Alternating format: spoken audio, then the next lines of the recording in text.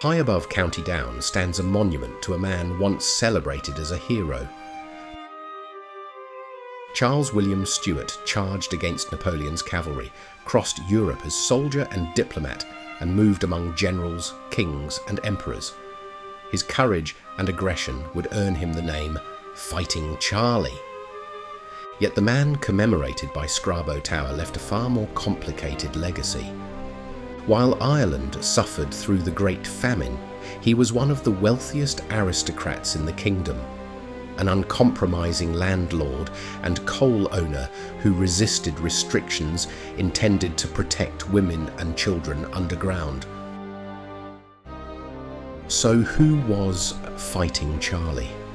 A war hero and faithful servant of his country, or an immensely privileged man whose tenants and workers paid part of the price for his fortune?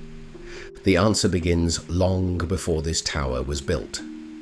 Welcome to the History Viper, where every story leads to another, and every thread of the past connects to the world we know today. Charles William Stewart was born in Dublin on the 18th of May 1778 into a wealthy Anglo-Irish aristocratic family. Anglo-Irish generally described Ireland's predominantly Protestant landed elite, families deeply connected to Ireland whose wealth and political power were also tied to British rule. The Stuarts' own story was more complicated. Their roots were Ulster Scots and Presbyterian, but by Charles's lifetime they had entered the Anglican establishment, commonly known as the Protestant Ascendancy. His father, Robert Stewart, was a wealthy landowner whose political rise would make him the first Marquess of Londonderry. Charles also grew up in the shadow of his older half-brother, Robert, better known as Lord Castlereagh, who would become one of the most important statesmen of the Napoleonic era. Educated at Eton, Charles reportedly revealed something of his character at 13, when he narrowly escaped drowning while attempting to rescue another pupil. At 16, he received his first army commission. Within weeks, he had advanced from ensign to lieutenant and then captain. Such promotion owed much to family privilege. The fighting he was about to witness, however, would be very real. In 1794, Europe was at war with revolutionary France. Charles joined British forces during the closing stages of the disastrous Flanders campaign. His first experience of war was not a glorious victory, but a retreat through a bitter winter marked by hunger, disease, and collapsing discipline. When his regiment was disbanded, he continued campaigning with the Austrian army along the Rhine and Upper Danube. During a cavalry action near Donauwörth, a musket ball struck beneath his left eye. He survived, but his sight was permanently damaged. In 1796, still only 18, Charles became a major in the 5th, or Royal Irish Dragoons. 5 months later, he was its lieutenant colonel. He returned to an Ireland approaching rebellion. Inspired by the American and French revolutions, the Society of United Irishmen sought political reform and, eventually, an independent republic. Government repression, loyalist violence, and revolutionary organisation drove the country towards conflict. When rebellion erupted in 1798, Charles's regiment served on the government side. This was no distant European campaign. He was commanding soldiers in the country of his birth against an uprising rooted in Ireland's political and religious divisions. The regiment itself suffered poor discipline and suspected disloyalty, and was disbanded in 1799. 4 days later, family influence helped Charles secure command of the 18th Light Dragoons. The old regiment had disappeared, but his ascent continued. Charles briefly campaigned again in the Netherlands before developing a second career. He entered Parliament during the final year of the Irish legislature and later represented County Londonderry at Westminster. On January 1st, 1801, the Act of Union abolished the separate Irish Parliament and created the United Kingdom of Great Britain and Ireland.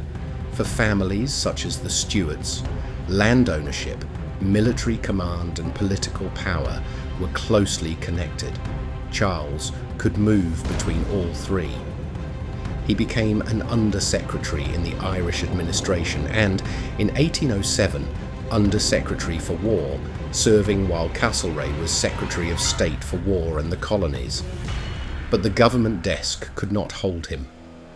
In 1808, Charles returned to active service, commanding a hussar brigade under Sir John Moore in the Iberian Peninsula. Napoleon had occupied Portugal and much of Spain. When the French Emperor entered the peninsula personally, Moore's British army began a desperate retreat towards the coast. Soldiers marched through freezing rain and snow as discipline deteriorated and French cavalry pressed behind them.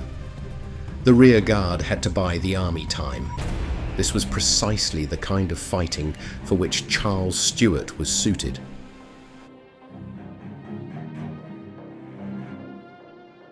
Most of the British army had crossed the River Esla near Benavente and continued its retreat when French cavalry appeared on the opposite bank.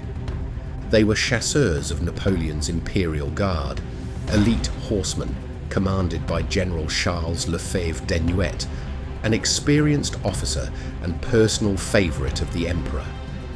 Finding a ford, Lefebvre led several hundred cavalrymen across the swollen river. On the British side, they encountered the outlying pickets commanded by Charles Stewart. The British horsemen attacked and withdrew, drawing the French farther from the river and closer to Benavente. Lefebvre continued advancing. What he could not see was that Lord Paget had concealed the 10th Hussars behind the town. At the chosen moment, Paget unleashed them. The British cavalry surged forward, Stuart's pickets turned back into the fight, and the French found themselves outnumbered and dangerously far from the ford. Their formation broke. For roughly 2 miles, British horsemen pursued the chasseurs towards the river. Some escaped, others were killed, wounded or captured. Among the prisoners was Lefebvre Desnouettes himself. It was a sharp British victory during an otherwise punishing retreat. Moore praised Paget and Stewart for putting what he called the right spirit into the British cavalry. For Charles, Benavente strengthened a reputation that would follow him for life. He was brave, energetic, and most comfortable close to danger. Fighting Charlie had earned his name. Charles returned to Portugal in 1809 as Adjutant General to Sir Arthur Wellesley, the future Duke of Wellington. The position made him one of the Army's principal staff officers, responsible for personnel, appointments, discipline and orders. It was essential work, but it did not suit a man who preferred charging cavalry to administering headquarters. He distinguished himself during the crossing of the Douro and served at Talavera, Busaco and Fuentes de Oñoro. At Fuentes, he reportedly disarmed a French cavalry colonel and took him prisoner himself. It was another display of courage, and it exposed the tension at the centre of his character. Charles desperately wanted command of a cavalry division. Wellington refused. He considered Charles a gallant and capable cavalry officer, but feared that his damaged sight, impaired hearing and enthusiasm for combat could lead him into difficulty. A senior commander had to know not only when to charge, but when not to. Charles also criticised the handling of the cavalry and pushed beyond the limits of his staff role. His relationship with Wellington mixed respect and later friendship with genuine frustration and distrust. Recurring fever forced Charles to leave the peninsula in 1812. His first wife, Catherine, died as he returned, leaving their young son Frederick, the man who would eventually succeed him and become associated with the memorial at Scrabo. Charles came home a decorated soldier and widowed father. His brother now sent him across Europe to help build the alliance that could defeat Napoleon. In 1813, Britain appointed Charles minister to the Prussian court and military commissioner with the Allied armies. His task placed him between diplomacy and war, observing operations, reporting to Britain, distributing financial support, and pressing allies with different ambitions to cooperate. He helped formalize Britain's alliance with Russia and Prussia, but a diplomatic title did not keep him from battle. He campaigned alongside commanders such as Blücher, was severely wounded at Kulm, and led Brandenburg Hussars against a French battery at Leipzig, the largest battle Europe had yet witnessed. Away from the charge, he pressured the cautious Crown Prince of Sweden, Jean-Baptiste Bernadotte, a former Marshal of Napoleon, to take a more active role. Here, the qualities that frustrated Wellington became useful. Charles was tireless, blunt, and extremely difficult to ignore. In 1814, Castlereagh joined Allied headquarters. The brothers worked side by side as the coalition entered Paris and Napoleon abdicated. Charles was promoted to Lieutenant General, raised to the peerage as Baron Stewart, and appointed ambassador in Vienna. The teenage officer from the retreat in Flanders had become a decorated soldier, peer, and diplomat. The Congress of Vienna brought representatives from across Europe together to rebuild the political order after more than 20 years of revolution and war. As ambassador, Charles supported the British delegation and supplied Castlereagh with intelligence and local knowledge. But Castlereagh, not Charles, was the principal British architect of the settlement, negotiating with Metternich, Emperor Alexander, Hardenberg and Talleyrand. Then Napoleon escaped from Elba. Within weeks, he regained control of France. The powers at Vienna renewed their alliance, but Charles did not fight at Waterloo. While Wellington and Blücher confronted Napoleon in Belgium, he remained tied to the diplomatic mission. After the victory, he accompanied the Allied sovereigns back to Paris. The settlement at Vienna did not create permanent peace or satisfy Europe's liberal and nationalist movements. It did, however, establish a balance between the great powers that helped prevent another continent-wide war for decades. In 1819, Charles married Frances Anne Vane Tempest, a young heiress who had inherited extensive property in County Antrim and vast coal-bearing estates in County Durham. Frances Anne was more than a source of wealth. She became an influential political hostess and formidable estate manager in her own right. Under the terms connected to her inheritance, Charles adopted the surname Vane. The marriage transformed his fortune. In 1822, Castlereagh took his own life after a severe deterioration in his mental health. Because he had no surviving children, Charles inherited his title and estates, becoming the third Marquess of Londonderry and owner of Mount Stewart. He soon withdrew from diplomatic service. The soldier diplomat was becoming one of Britain's wealthiest industrial magnates. Charles and Frances Anne invested heavily in their Durham estates. New collieries were opened, railways carried coal towards the coast. At Seaham, Charles financed a harbour and docks, allowing coal to be shipped directly rather than through the Tyne or Wear. A small coastal community developed into an industrial town. These projects required ambition, organisation, and considerable financial risk. They created employment and infrastructure that shaped the region for generations. They also made the Londonderrys extraordinarily rich. Beneath that prosperity, miners and their families performed dangerous and exhausting labour. Children worked underground, sometimes in darkness, operating ventilation doors or moving coal through passages too confined for adults. In 1842, a government commission exposed the employment of women and children in British mines. Parliament responded with legislation intended to prohibit women and girls underground, exclude very young boys, and establish inspection. Charles became one of its determined opponents in the House of Lords. Speaking for northern coal owners, he argued that the Commission exaggerated conditions and that Durham and Northumberland differed from the worst districts described. There was substance to that regional distinction. Women were generally not employed underground in the collieries he represented. But the owner's own statement acknowledged that boys of 8 or 9 could be sent below ground. Charles attacked the inquiry, sought delays and supported changes limiting inspection and restriction. The coal owners formally thanked him for helping render the bill comparatively innocuous.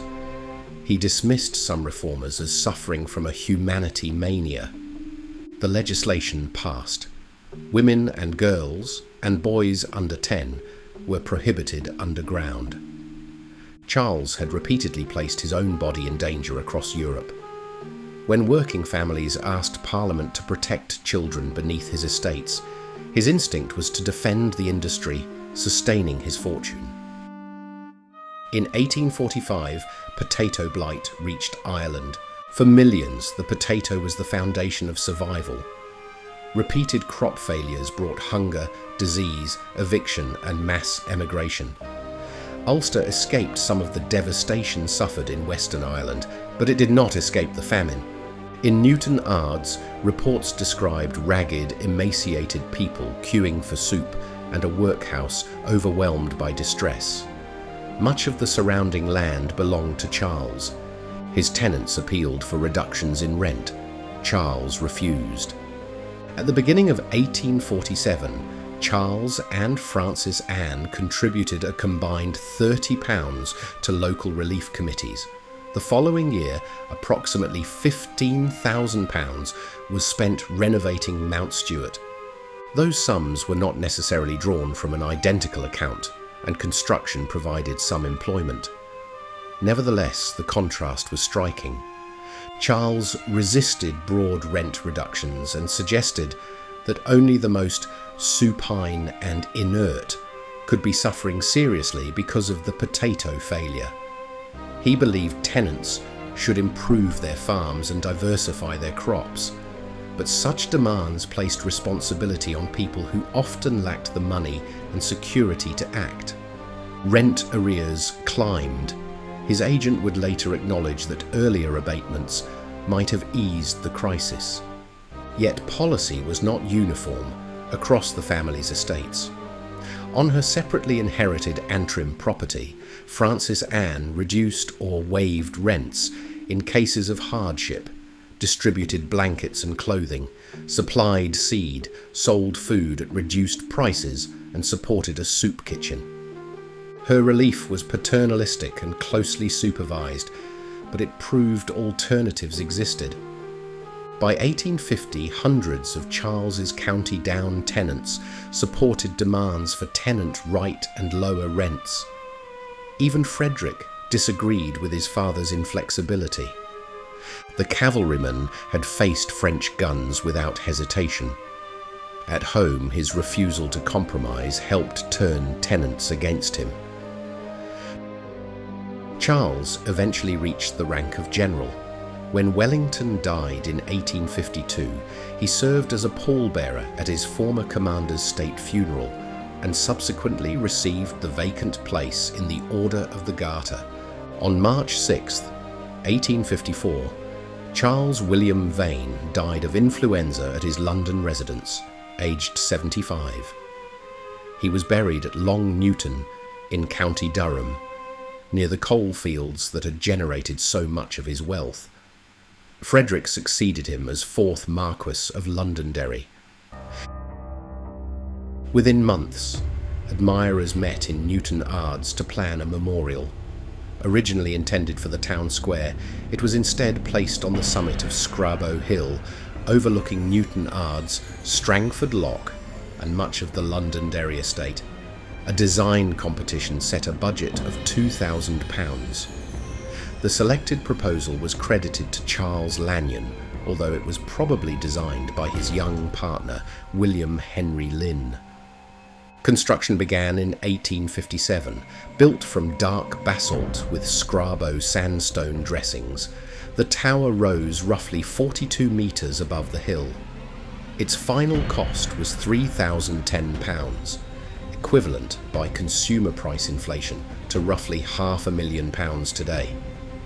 Funding came by subscription from aristocratic friends, local gentry, family members, and some tenants. Napoleon III of France was among its prominent supporters. It was not simply a spontaneous gift from grateful tenants. Many had recently challenged Charles's policies, while wealthy subscribers supplied most of the money.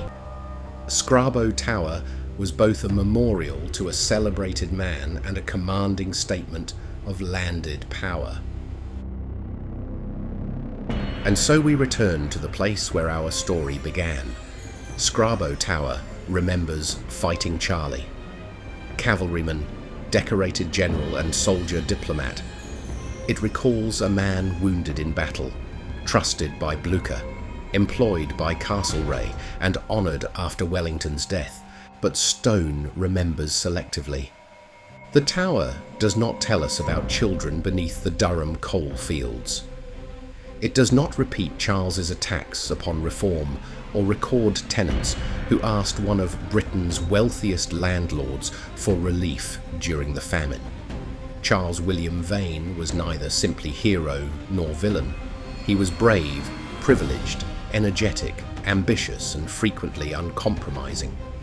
He could risk his life without hesitation, yet remain unmoved when alleviating suffering threatened his property, authority, or understanding of social order.